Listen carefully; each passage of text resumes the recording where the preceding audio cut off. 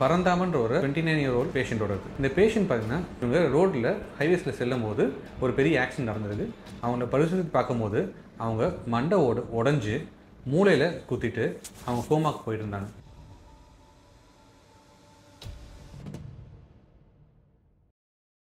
அந்த மண்டையோட குத்துனால அந்த Broca's ஏரியாங்கிறது damage ஆகிட்டு அவருக்கு பேச்சு திறமை இழந்துட்டார்.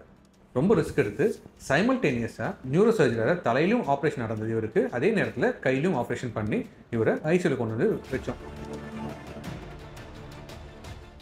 சரியான நேரத்தில் அவர் அறுவை சிகிச்சை எடுத்து அவர் உயிரை காப்பாற்றி அவர் கொடுத்த மருந்துகளும் அவர் கொடுத்த எக்ஸசைஸும் இப்போது திரும்ப வரும்போது என்னை பார்க்கும்போது சந்தோஷமாக சிரிச்சிட்டு எங்களை பார்த்து பேசும்போது எங்கள் தாம்பரம் பிரான்ச்சு அவரை பார்த்து ரொம்ப சந்தோஷப்பட்டது.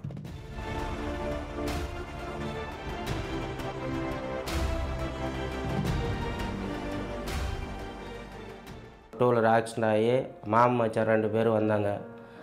அப்போ ஸ்பாட்லேயே அவர் மச்சான் இறந்துட்டார். என் தம்பி சாவர கண்டிஷன் இருக்குள்ள நாங்கள் சென்னைக்கு மேட்டுக்கு போகலான்னு நாங்கள் எங்கள் ஜனம்புல்லாக சொல்லக்குள்ள அவர் அங்கே ஒரு டாக்டர் என்ன சொன்னாங்க, இதுமாரி தாம்பரம் சிவில் ஹாஸ்பிட்டலுக்கு இட்டுமோங்க, அங்கே மண்டைக்கு எலும்புக்கு எல்லாம் ஸ்பெஷலாக பார்க்குறாங்க. நாங்கள் இட்டு போனதும் சரியாயிடுன்னு சொன்னாங்க. அதுமாரி நாங்கள் அவங்கள நம்பி நாங்கள் வந்தோம்.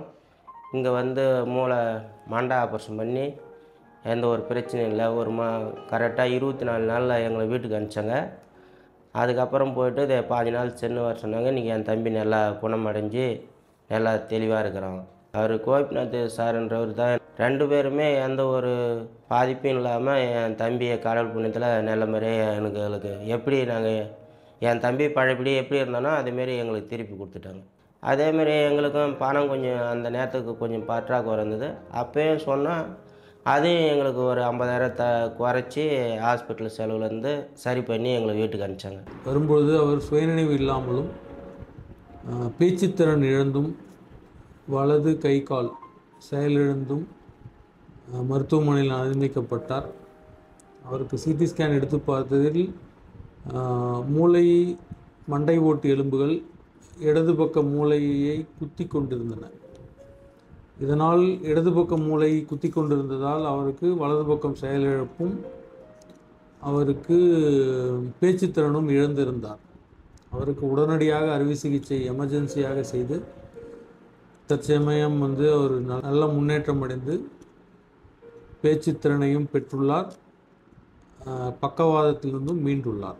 Doctor Bhaskar, neuro surgeon, BL hospital. வணக்கம், நான் டாக்டர் கோபிநாத் துரைசாமி, பிஎல் ஹாஸ்பிட்டலோட senior consultant, clinical lead, orthopaedic surgeon. பரந்தாமன்ற ஒரு 29-year-old பேஷண்ட்டோட இருக்குது. இந்த பேஷண்ட் பார்த்திங்கன்னா ஒரு ரொம்பவே கிரிட்டிக்கலான ஸ்டேஜில் ஒரு 2 மாதத்துக்கு முன்னாடி நம்ம ஹாஸ்பிட்டலில் விடிய காலையில் சேர்ந்தாங்க. வரும்போது பார்த்திங்கன்னு சொன்னால் கோமா ஸ்டேஜில் இருந்தாங்க. அவங்கள பரிசோதித்து பார்க்கும்போது அவங்க மண்டை உடஞ்சி மூளையில் குத்திட்டு அவங்க கோமாக்கு போயிட்டு இருந்தாங்க. மற்ற உறுப்புகளை செக் பண்ணி பார்க்கும்போது அவரோட லெஃப்ட் ஹேண்டும் 2 துண்டாக உடஞ்சி தொங்கிட்டு இருந்தது. ஸோ இவங்க வந்த நேரத்தில் ரொம்ப சிக்கான கண்டிஷன் வந்தாங்க. இந்த மாதிரி ஏதாவது காரணத்தோடு ஒரு பேஷண்ட் வராங்கன்னா இயல்பாக நம்ம மருத்துவர்கள் ரொம்ப அலர்ட் ஆகிடுவாங்க. ஏன்னு சொன்னால் 2 பேருமே ஒரு வண்டியில் போகிறவங்க ஒரே சமநிலையில் போகிற ஒருத்தர் கூட வந்து இறந்து போயிருக்காருன்னா அந்த அடிப்பட்ட தன்மையோ அந்த வேகமானது ரொம்ப மிகுதியானது அர்த்தம். அப்போது கூட வந்தவர் உயிரோடு இருந்தாலுமே இன்னொருத்தர் உயிரோடு இருந்தாலுமே அவருக்கு உடம்புல வேற எங்கேயாவது முக்கியமான காயம் இருக்கான்னு சொல்லிட்டு திரும்ப செக் பண்ண வேண்டிய கட்டாயம் ஏற்படுது. ஏன்னா சில சமயம் பேஷண்ட் ரிசீவ் பண்ணும்போது உயிரோடு இருப்பாங்க, நல்லா இருக்க மாதிரி தெரியும். ஆனால் கூட வந்தவர் இறந்து போயிருக்காருன்னா அந்த அளவுக்கு தாக்கம் உள்ளதுன்னு சொல்லிட்டு நம்ம அணுக வேண்டும்.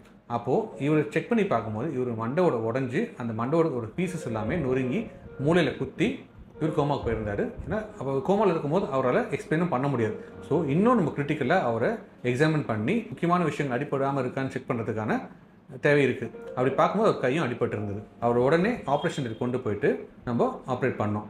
அந்த ஆப்ரேஷன் எப்படி நடந்தது பார்த்தீங்கன்னு சொன்னால் இவர் ஏற்கனவே ரொம்ப சிக்கான நிலைமையில் இருக்கார் இல்லையா.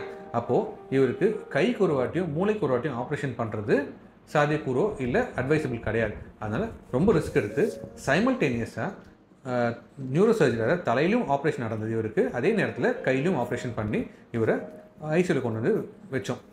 ஆப்ரேஷன் பண்ணி முடித்த பிறகு தலையில் இந்த மூளையில் ஏற்பட்ட அந்த காயமோ ப்ளஸ் அந்த மூளையில் குத்தி இருந்த மண்டபத்தில் எடுத்த பிறகு அந்த காயம் படிப்படியாக குணமடையும் போது அவர் படிப்படியாக கண்ணை திறந்து பார்க்க ஆரம்பித்தார்.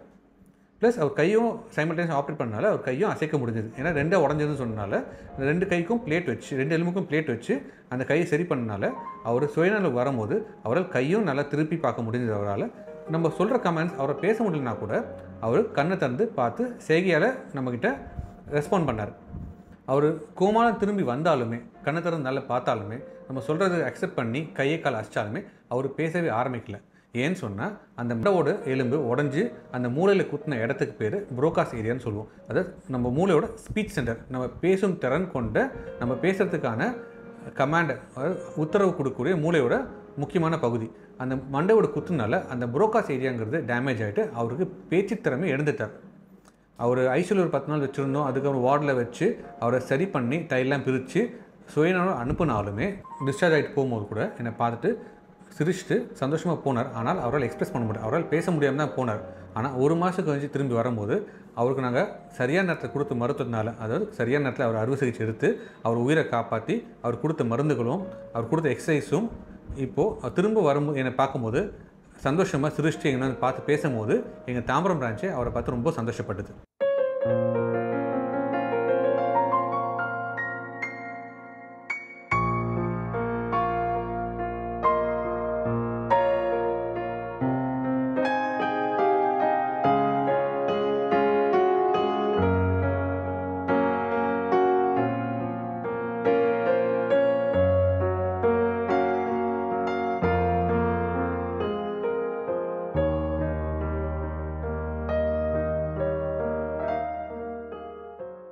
நான் ரொம்ப நன்றியை தெரிவித்துக்கிறேன்.